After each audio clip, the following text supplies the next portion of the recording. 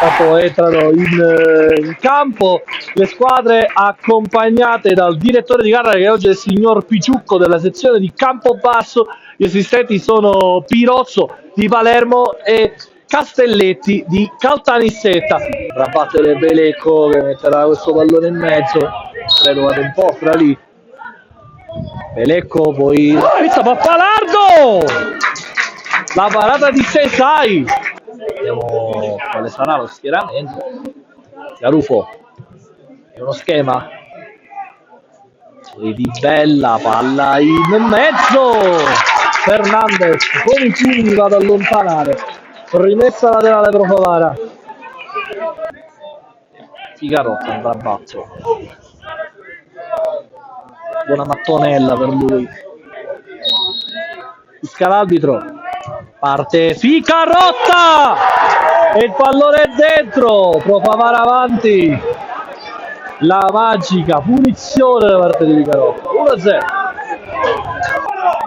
Antis Pappalardo potrebbe anche cacciare, ma Pappalardo palla che si perde sul fondo. Non c'è fallo secondo il direttore di gara, si gioca la Piana, non mettere questo pallone in mezzo. La Piana passa, mette il pallone a rimorchio, Brandis chiude su Cannavò per la Piana passa, la Piana mette il pallone a rimorchio, conclusione di Lucarelli, il raddoppio della Pro Favara, Lucarelli 2-0,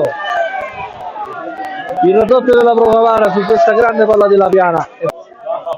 Lucarelli cambia tutto a cercare la Piana per Garufo il servizio in mezzo, il 3-0 da parte di Lucarelli.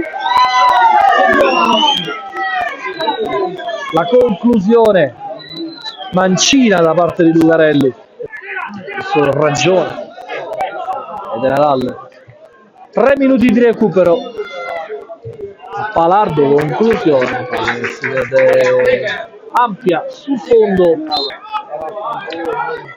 Cannavò